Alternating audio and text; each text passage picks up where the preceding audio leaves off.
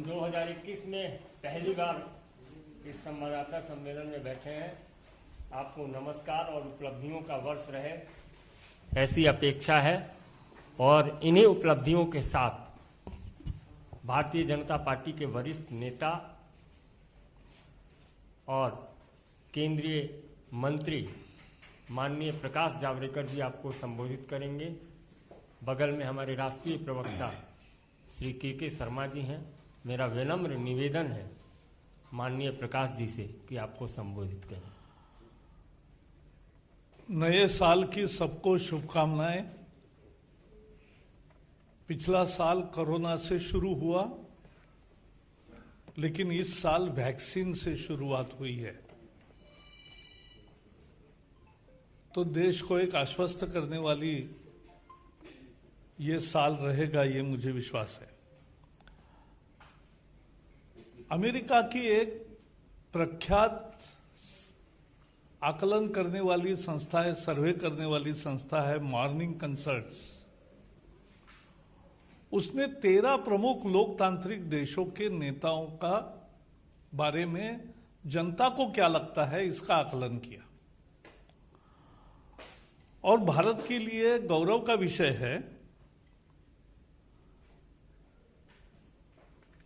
कि प्रधानमंत्री नरेंद्र मोदी जी का अप्रूवल रेटिंग सबसे ज्यादा 55% आया है। सभी प्रमुख देश इसमें थे, America, Britain, Australia, Canada, France, Italy, Japan, German, Brazil, Mexico, दक्षिण कोरिया, स्पेन।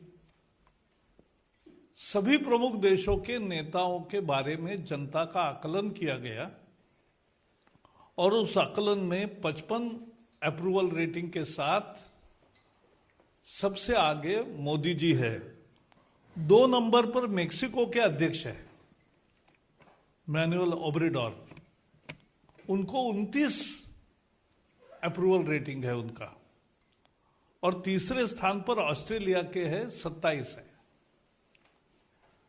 यानी एक तरह से पहले और दूसरे में लगभग आधे का अंतर है।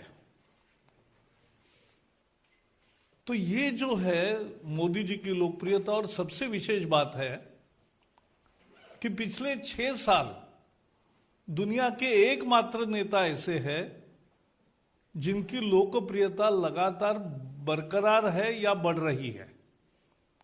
6 साल, इट्स अ रेयर फिनोमिना। ये दुनिया में ऐसा नहीं होता। कभी सफलता रहती है, कभी विफलता आती है, कभी रेटिंग बढ़ता है, कभी कम होता है। लेकिन मोदी जी है कि जिनका रेटिंग लगातार बढ़ रहा है।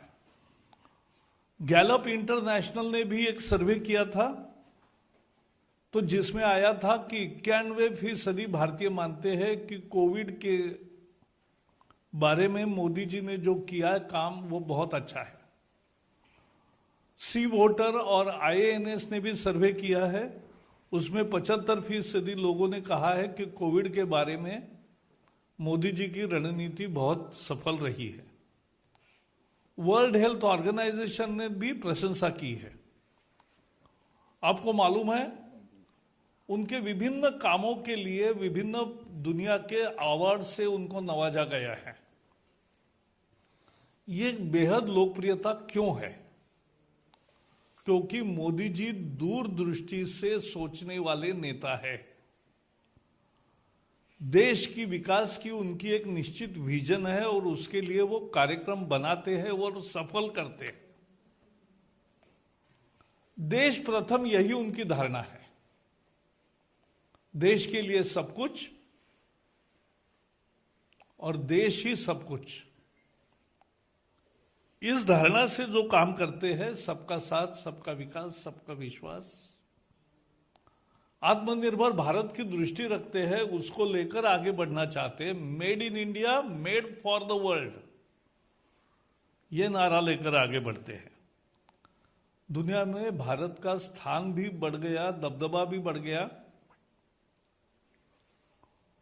आज हमारे पार्टी के अध्यक्ष जगत प्रसाद नड्डा जी ने भी इस आकलन के बाद मोदी जी की भूरी भूरी प्रशंसा करके अपना ट्वीट किया है।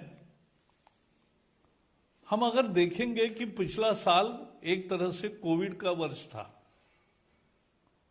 लेकिन इस वर्ष में मुझे याद है जनवरी के कैबिनेट मीटिंग्स में, यानी भारत में 30 जनवरी को पहली केस आई, लेकिन उसके पहले से चीन में हुआ था, तो उसके साथ ही उन्होंने मंत्रिमंडल के सभी साथियों को यह अवगत कराया कि ये एक गंभीर संकट आ रहा है और इसका ढंग से मुकाबला करना चाहिए। तो ये पहले से स्वयं जागरूक थे, संकट आने के बाद नहीं जागे हैं, पहले जागे और उसका काम किया है, लोगों को साथ लिया। कोरोना योद्धा एक नई टर्म तैयार हुई, जो फ्रंटलाइन वर्कर्स है हेल्थ में, और पुलिस भी होंगे या बाकी भी लोग होंगे जो समाज की व्यवस्था रख रहे हैं, उनके लिए उन्होंने, लोगों ने थाली बजाओ, घंटानाद करो कहा, और देश भर 120 करोड़ 130 करोड़ लोग उसमें सहभागी हो, यह अद्भुत नजारा हमने देखा है।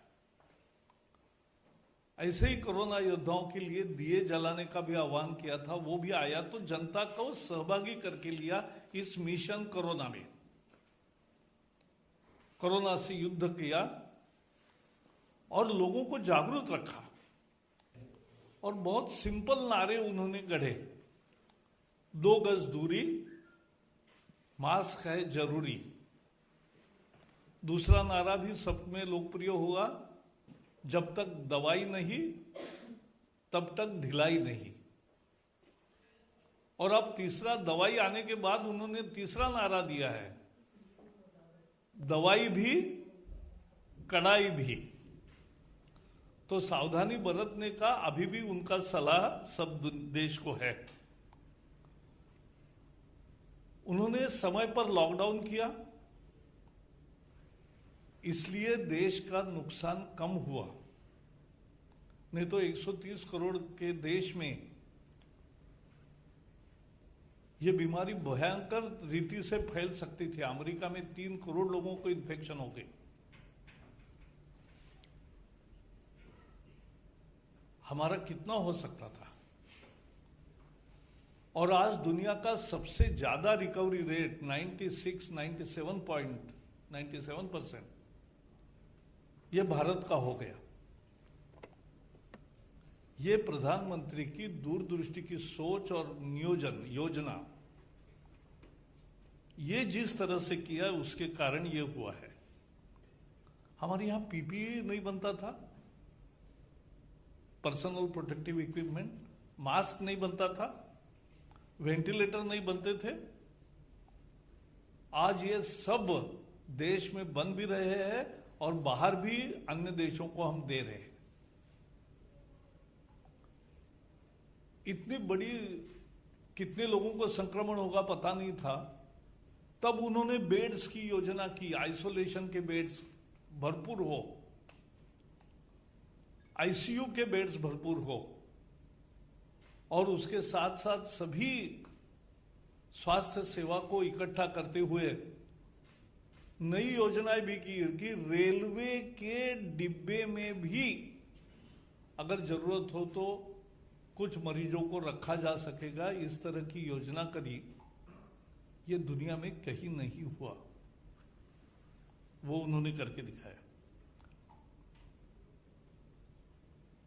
दुनिया को पूरी दवा दी, हमारी हाइड्रोक्सो क्लोरोक्विन और बाकी भी दवाएं जो भारत की वैक्सीन्स और बाकी उपयोगी थे इस ट्रीटमेंट में, वो 80 से अधिक देशों में उसको रवाना किया। आज भारत शायद एक देश है कि जहां 4 वैक्सीन्स लाइन में तैयार हो रहे हैं। एक कल मान्यता मिली है इमरजेंसी प्रयोग के लिए सीरम के कोविशील्ड को, फिर भारत बायोटेक का आ रहा है, झाइडेक बायोटेक का है, और रशिया का जो स्पुतनिक आया है उसका भी हेटेरो कंपनी कर रही है। तो पूरी व्यवस्था देश भर में, उसका कोल्ड स्टोरेज की व्यवस्था, उसके ड्राई रन की व्यवस्था, आज पूरे देश भर में ड्राई रन हो रहा है।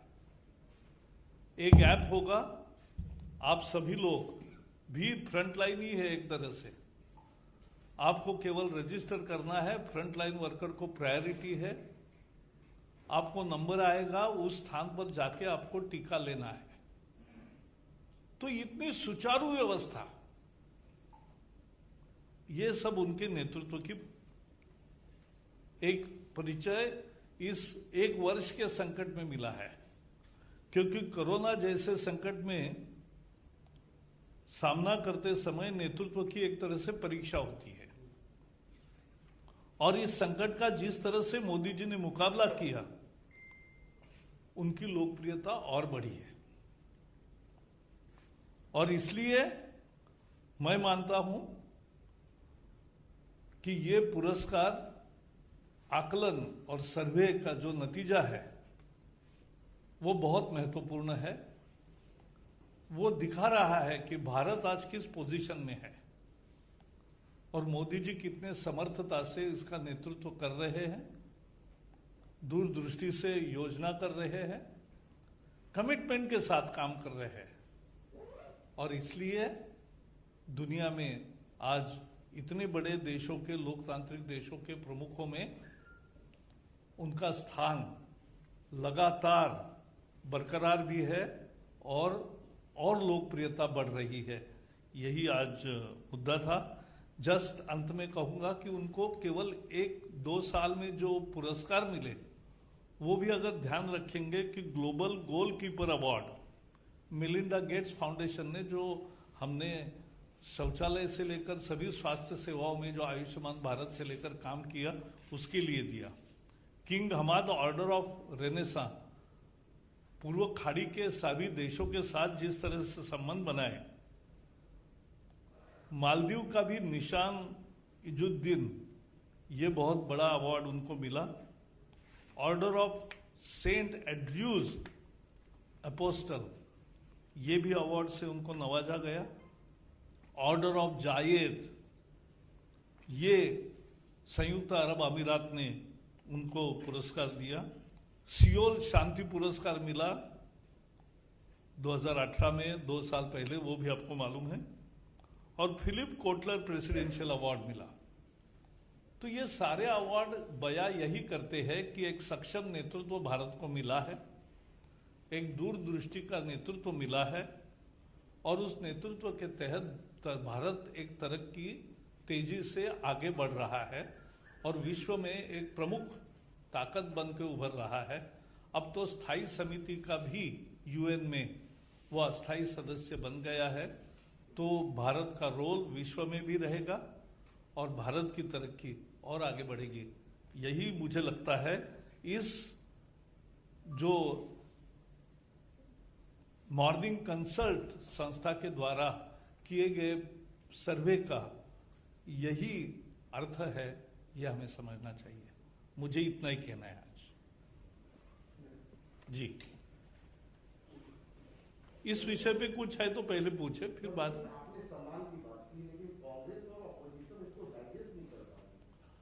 ऐसा है, किसी को हजम नहीं होता है, लेकिन उससे वास्तविकता नहीं बदलती।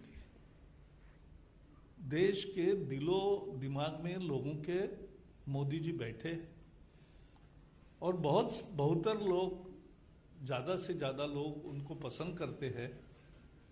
और 19 का विजय भी एक उसी का परिणाम है। और बाकी भी हमारे ग्राम पंचायत से लेकर जिला परिषद से लेकर विधानसभाओं तक जो सफलता मिल रही है। मैं एक उदाहरण बताऊं, मैं पुणे में, हमारे यहाँ पहली दफा बीजेपी को पूरा बहुमत मिल गया कॉरपोरेशन में और 100 हमारे कॉरपोरेटर्स चुने गए। मैंने हर एक से बात की, हर एक को पूछा कि जहां हारते थे वहां वोट कितने मिले, जिस विभाग में हारते थे आप, बीजेपी को कम वोट मिलते थे तो कितने हुए। तो वहां बढ़े बोले, झुग्गी झोपड़ी में बढ़े, यहां बढ़े। तो मैंने कहा क्यों, गरीब बस्तियों में बढ़े? तो मैंने कहा क्या कारण है? तो बोले मोदी। एकमात्र कारण, गरीब को लगता है कि देश का भला अगर होना है और हमारा भी उन्नति कुछ होना है तो मोदी जी सक्षम नेतृत्व है। तो वो नगर निगम के चुनाव में भी मोदी जी एक रेफरेंस पॉइंट होता है, यह हमें समझना चाहिए।